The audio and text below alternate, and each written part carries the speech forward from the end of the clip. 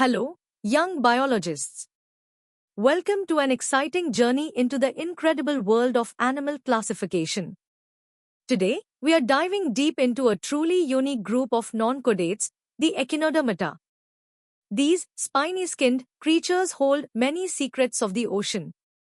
We'll explore them through 4 levels of understanding, from easy basics to competitive insights. Get ready to uncover the mysteries of starfish, sea urchins, and their fascinating relatives. Ready to meet some of the ocean's spiniest residents? Let's start with the basics of Echinodermata. Echinodermata, meaning spiny skin in Greek, is a phylum of amazing marine animals. They live exclusively in salt water, from shallow reefs to the deepest trenches. Think of starfish, sea urchins, and sea cucumbers, all part of this group. Their most defining feature is their spiny skin, providing excellent protection. Another cool trait is their radial symmetry as adults, meaning their body parts are arranged around a central point, often in fives, like a pizza. And they have a super unique water vascular system that helps them move and eat. So, how do these spiny wonders get around? They use their tube feet, small, suction cup-like structures on their underside. These tube feet help them slowly glide across the seafloor, attach to rocks, and even capture food. Unlike most animals, echinoderms don't have a distinct head or a complex brain, relying instead on a simpler nervous system. But here's a superpower: many echinoderms, especially starfish, can regenerate. If they lose an arm, they can often grow a brand new one, and sometimes even a whole new animal from a lost arm piece. It's truly incredible. Now, let's check your understanding of these spiny marine creatures. Take a moment to answer these 3 questions. What does the name Echinodermata mean? Can you name 2 key features of these animals? And finally, give 2 examples of animals that belong to this fascinating phylum. Pause the video if you need more time to think. Great job with the basics. Now, let's explore Echinodermata in more detail and uncover some deeper secrets. As we move to a medium level, let's revisit some distinct features. While adults show radial symmetry, their larvae are actually bilaterally symmetrical, hinting at their evolutionary past.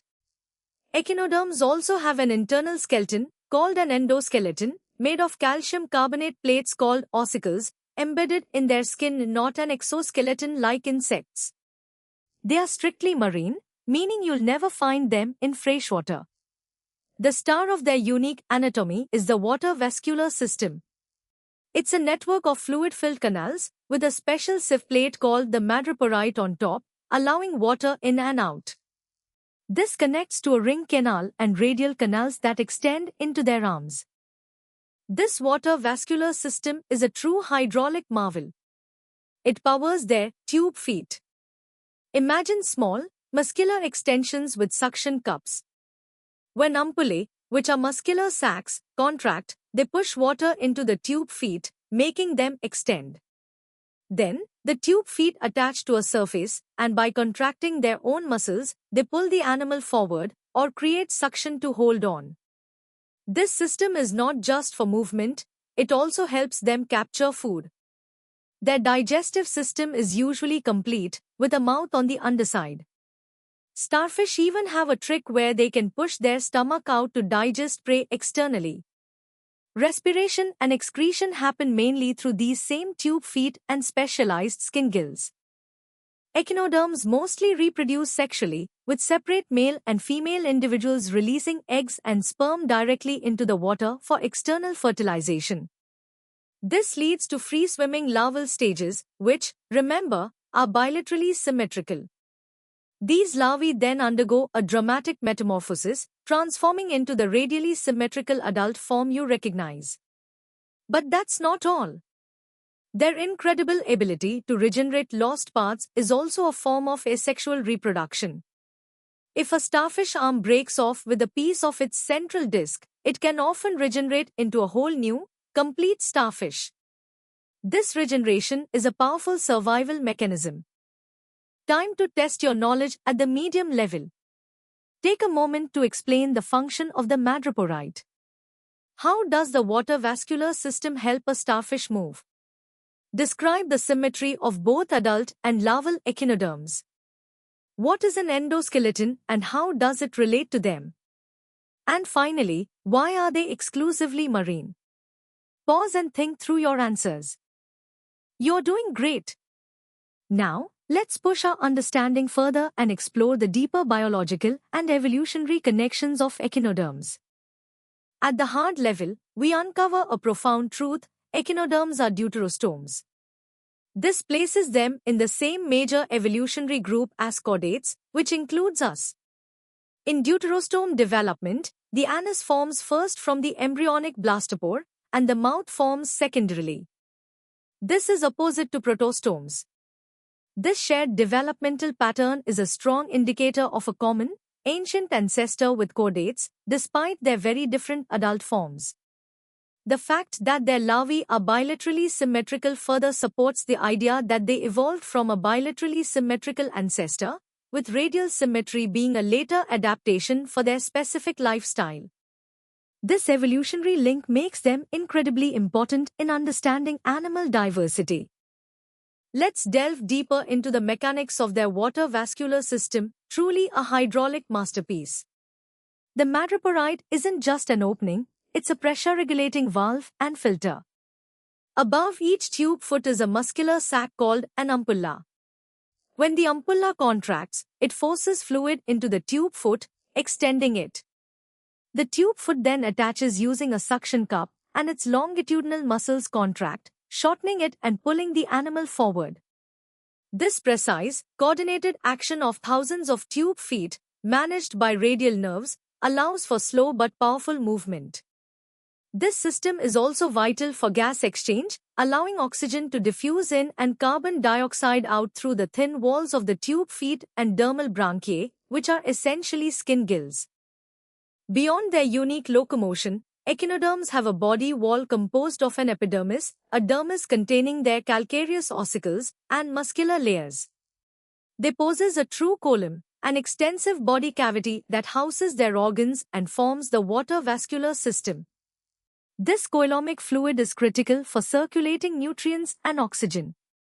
Their reproduction is primarily sexual, with external fertilization in the open water. A fascinating aspect is their complex larval metamorphosis. Bilaterally symmetrical, free-swimming larvae, like the Bipinnaria, undergo a dramatic transformation to become the radially symmetrical adult. This complex life cycle aids in dispersal and reduces competition.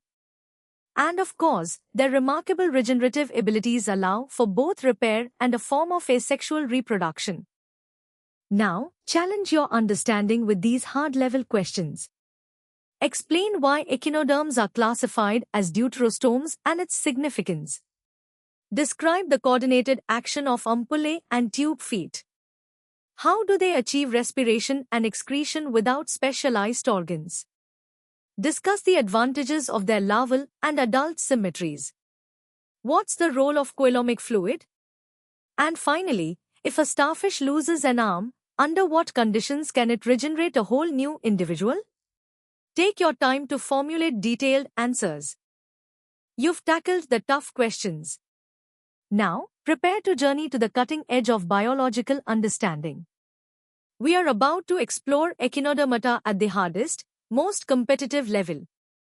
At this advanced level, we appreciate echinoderms not just as spiny creatures, but as a key to understanding deep evolutionary history.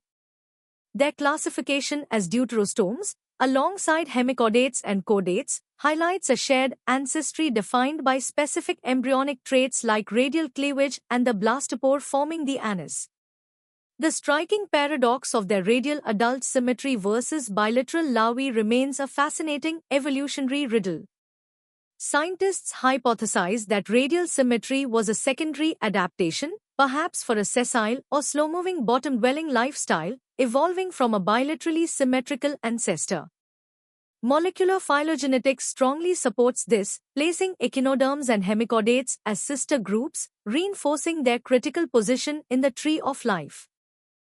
The water vascular system is more than just tubes, it's a masterpiece of biomechanics, functioning as a sophisticated hydrostatic skeleton. Its operation relies on precise fluid dynamics, muscular ampullae contract, generating positive hydrostatic pressure to extend the tube feet. These feet have a complex internal structure of collagen fibers and muscles, allowing them to rapidly change stiffness, stiffen for pushing or soften for adhering. Crucially, the tube feet tips employ a dual-gland adhesive system, secreting both adhesive and deadhesive compounds. This enables rapid, reversible attachment and detachment, essential for efficient locomotion and prey capture, like prying open bivalves. This decentralized system, coordinated by nerve nets, demonstrates complex function without a centralized brain. Echinoderm life cycles involve indirect development with multiple, distinct planktonic larval stages such as Bipinnaria or Pluteus. These larvae are either planktotrophic, feeding on microscopic organisms, or lithotrophic, sustained by yolk. They drift in the water column, aiding in wide dispersal and gene flow, crucial for population survival and genetic diversity.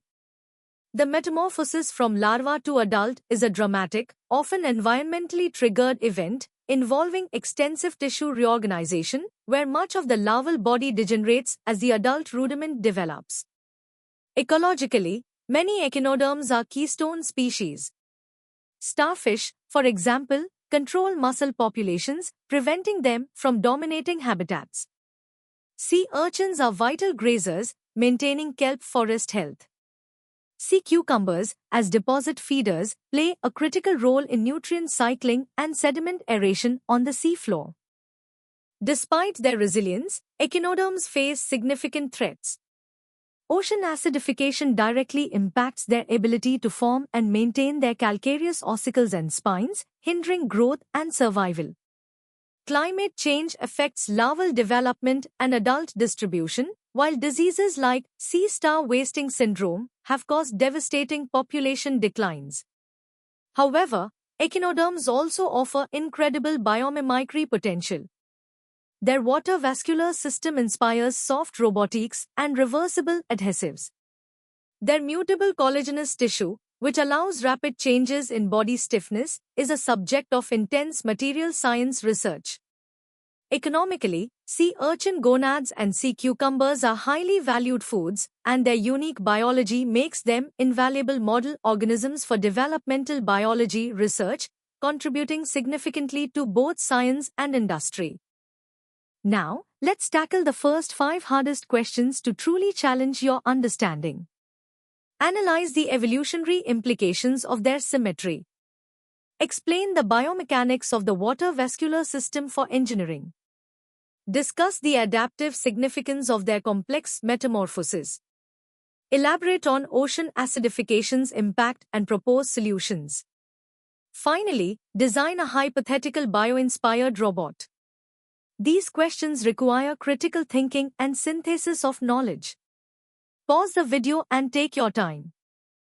Alright, let's move on to the remaining 5 challenging questions. Evaluate the keystone species concept with an echinoderm example. Describe the metamorphosis process in detail. How does mutable collagenous tissue contribute to survival, and what are its applications? Compare and contrast echinoderm and cephalopod nervous systems, considering evolutionary pressures. And finally, propose a research project on starfish regeneration. These questions will truly test your mastery of echinodermata. Good luck! And that concludes our in-depth exploration of the fascinating world of echinodermata. From their spiny skin to their incredible water vascular system and their profound evolutionary significance, we've covered a vast amount of knowledge. We hope you enjoyed this journey through easy, medium, hard, and hardest levels. For more such engaging and comprehensive educational content, visit synapse.omaps.in. Don't forget to like this video, share it with your friends, and subscribe to our channel for more exciting biology lessons. Keep learning, keep exploring, and keep questioning the wonders of the natural world.